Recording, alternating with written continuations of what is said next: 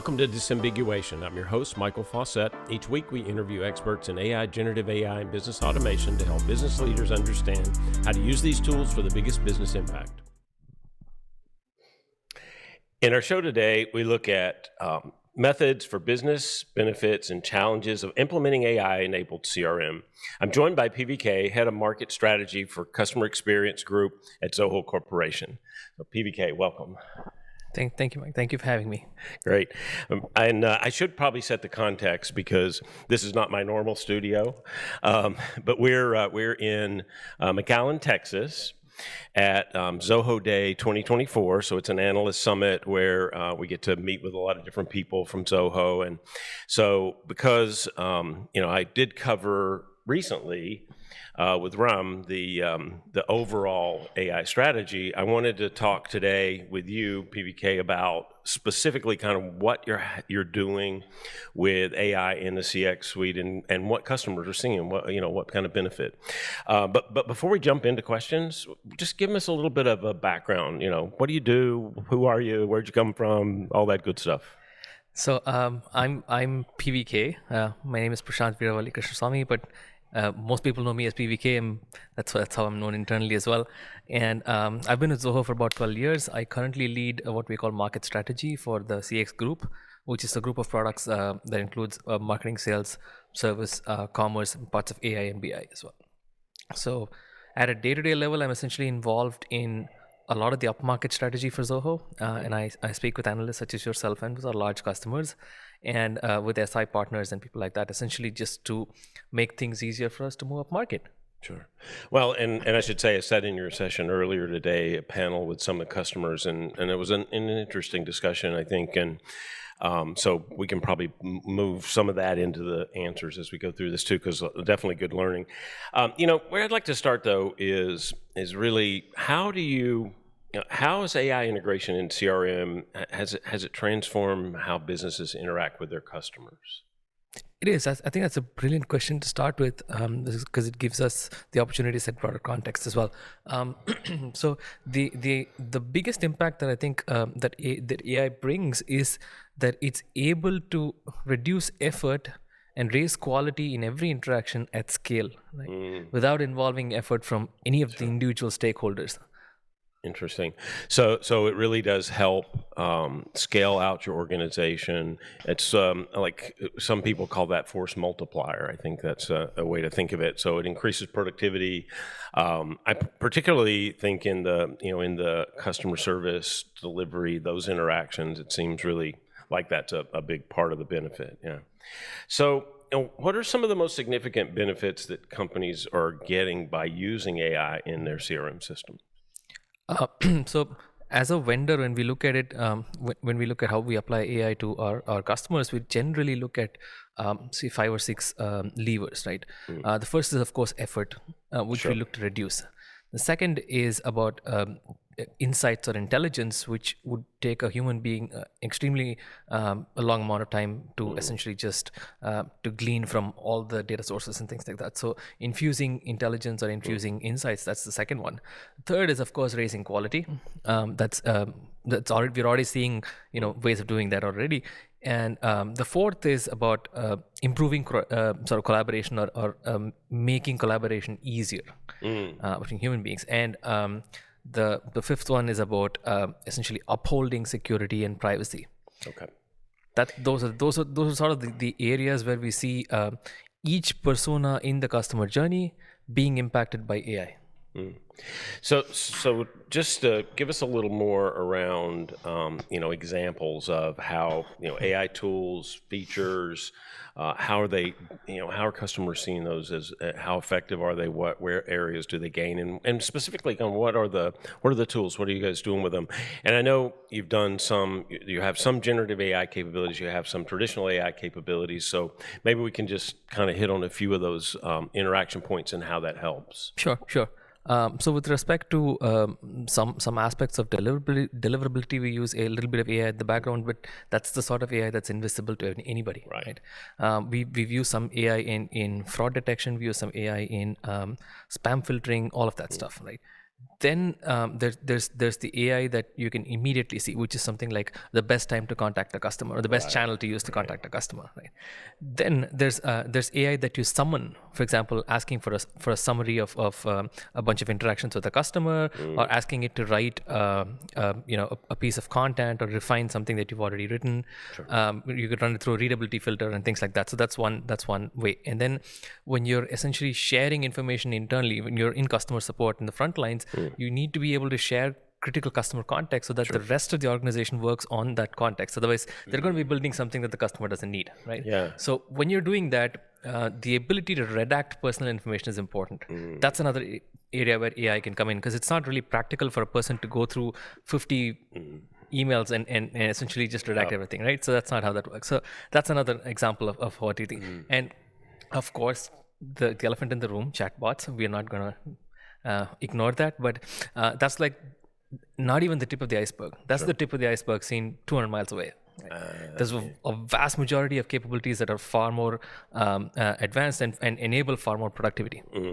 Well, I did a communication survey last year actually, and if you ask people straight out, like, do you want to talk to a chatbot for customer service? You know what they're going to say, right? Of course they say no. But if you lay the question out differently, I was pleasantly surprised to see that if you set it up in a hybrid way, it's much more acceptable to the customer. Like, okay, I don't mind talking to a chatbot, and if I get an answer, that's great. If I don't get an answer, it quickly escalates to the agent, and that human in the loop then helps kind of close that off. And so from the customer perspective, that's it. But now I know that's not really true, because you've given the agent capabilities there too, right? So you mentioned searching for answers already, so that's one of them. And then the fact that they have an assistant to help deal with that. And then the other thing you said that I think is really important, and I have this issue a lot when I deal with customer service, is the fact that you pass context through the whole chain. Yeah, that's I think that's really important. So, and one of the things that we introduced along those lines with respect to bots in service is what we call blended conversations. We introduced that way back in 2022 December, I think.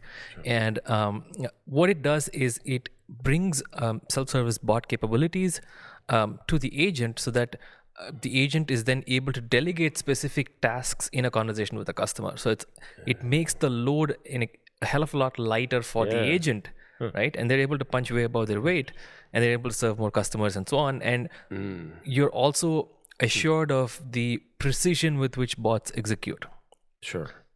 So that's so you keep the human in the loop even more, but at the same time, you can pass things into the assistant so that you can deal with the customer and focus on the customer rather than having to try to go search a database to find something or whatever. So the human remains in charge of the experience, but the bot is able to power it. I love that. I think that's really, but that really does provide both sides of that, right? So you get the automation, you get that force multiplier, and you also maintain that context and control with the customer, so they feel like they are having a good experience, a good interchange. Yeah, that sounds really interesting. So if we think about it, how does AI and CRM? We talked about personalization for a long time. So how does AI help companies with personalizing customer experiences across all those interaction points? So personalization is interesting because it's multidimensional, and it's not multidimensional in the same way for every organization, right? It's dynamic and multidimensional. So for example, something like the recency of an engagement, like how frequently do you engage, when was the last time you engaged with a customer, what happened, what transpired in that conversation, in that interaction, was it a step in a long path in the journey, or was it at the final step, or right, or was it just the beginning of the journey? All of these things decide how much personalization can be delivered. And personalization is also, of course, a really touchy topic, because most organizations have essentially resorted to trial and error to figure out how much is too much. Right. So you have to be really careful that you don't cross some line that makes the customer feel uncomfortable. But at the same time, you want to individualize that experience as much as possible to meet their needs, whether that's, I would imagine, especially up front in the prospecting, selling, delivering process, that would be really important. Absolutely, regulations, regulatory compliance is essentially just the lowest bar you can keep, right? Losing trust is far higher than that, and you're going to lose trust way before you commit a regulatory violation. So, the idea is generally to be more transparent with personalization and say if you don't want some of your data being used in the personalization process, then you are aware of what trade-offs are involved. Right? That's the practical approach. Yeah, that makes sense. So you kind of bring up something else that I would love to just explore a little bit, and that's how your system deals with privacy and security. Because I know at Zoho that's a common topic, and I've had many conversations with other executives and leads to talk about that. But how specifically in the customer data world are we protecting privacy and security? So for us, it's really straightforward. I mean, all of us have gone through the gazillion courses and certifications and things like that. We've been through that, but the tenets internally are really simple. You only collect what you need when you need for a specific purpose, and that specific purpose has to be stated. Along with that purpose, you also talk about how long you plan to retain that information and why, right? And once this is all agreed upon, it's set in stone. Sure. Right. So there's enough transparency there, and then you also have agreement across the organization and permission from. Okay. I think that's really important, and obviously the regulations differ greatly across the world. So I think the higher standard is more model code of and I think we prefer to be as granular as possible with the permissions, regardless of whether customers themselves care to use them, because we believe personally that there will come a time when customers will put privacy ahead of all other factors, right? And in many markets it's already happening. So we want to essentially take that path and be the leader there. I mean, certainly there's been a lot of backlash around privacy data and the fact that if what's the saying? If you don't see the product, you are the product, or something like that. If you don't pay for it, you're the product. Exactly. That's what it is. So what other challenges you talked to a lot of customers, I know. So what kind of challenges are they seeing when they're implementing this? How do they make sure that they get good adoption and that they really get the results that they're looking for? Do you mean particularly in context of AI? Particularly. Perfect. Okay. So I think one of the most challenging things for us has been to get customers to understand that AI is extremely deep, and that it's not something you flick a switch on and it works. That is also what it is, but that's not exactly all of what it is, right? So you have to start with like really strong data controls in place. You have to start with stated purposes. You have to start with somewhat of a semblance of a time frame in mind. Fix on what levers you want to pull. For example, what kind of value you want AI to drive in the organization and things like that. So very, very similar to how you would go if you started to buy a CRM today. You have to think of this as a long-term implementation that's critical. Right. It's the heart of the company. It's going to make or break the trust the customers have on you. So a lot of that stuff works as well. But on the other side, the rewards are phenomenal, and so there is a lot of effort involved, but the rewards are disproportionately high. So it may seem like an unviable proposition if you take the long route, but it's more than worth it. Well, some of the customers that we saw in the customer panel talked a little bit about that journey too. Can you give us a little bit of color from those conversations? Sure. With our customers from the panel, predominantly what happens is they're essentially seeking to streamline the vast majority of their business, either just to generate operational efficiencies or to sort of orient themselves toward a period of growth. This may be driven by availability of capital or them going public or something like that. But Right. but the idea is they're trying to get their systems in order so that they're able to do the next 10x far more easily than they did the previous one, right? Yeah, I mean that's logical, right? You want to it needs to be comprehensive, but at the same time, you've got to make sure that you get the results that you're looking for and move incrementally across that too. Yeah, that makes sense. Well, so I know there's a lot of discussion, a lot of noise maybe around ethical considerations when it comes to AI, and I would think particularly around the customer part of the experience and of the system. So, can you talk a little bit about that? I mean, how does Zoho see that? How have you approached that for your customers? For us, we essentially err on the side of caution, which is that it's okay if we're not able to do the best personalization in the market, but we certainly don't want to be the one doing that at the cost of privacy. Right. So we're certainly clear about that, and we personally believe that the market will skew in our favor eventually.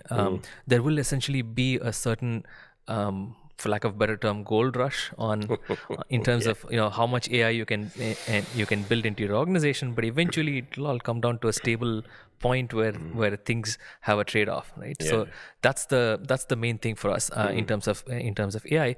And also the other thing is, we're extremely careful, all the way from the architecture, that we don't want to use one customer's data to train another customer's AI and things like that. And so we, by virtue of taking a more first principles view of these things, we actually don't have to worry about a lot of these issues at all. Systemically. Yeah, that's good. I mean, the data obviously is one of the biggest pieces of having an effective implementation of AI, whether it's traditional or generative or the combination, right? So I would think that the fact that your data layer is pervasive across the whole suite must be a huge advantage when you're trying to build out those systems and functions. Absolutely. At the risk of sounding a little proud, I would say it's good to be proud. Rome was not built in a day, nor was Zoho. So these things take time. We essentially just stayed the course. Yeah. I think, I mean, that's one of the big advantages to having as many applications as you have integrated across the business. And certainly some companies go into it in CRM, CX, customer service, or others go in from different directions. So that makes sense. One of the things that I know for a while, and I've played around with Zia, the assistant. So can you tell us just a little bit about functionally how Zia really helps across the CRM, the customer lifecycle? Sure. Zia is essentially just our intelligent assistants across the entirety of the stack, not just with CX particularly. So you could start working on a marketing idea on one of our Office applications, and essentially Zia starts right there.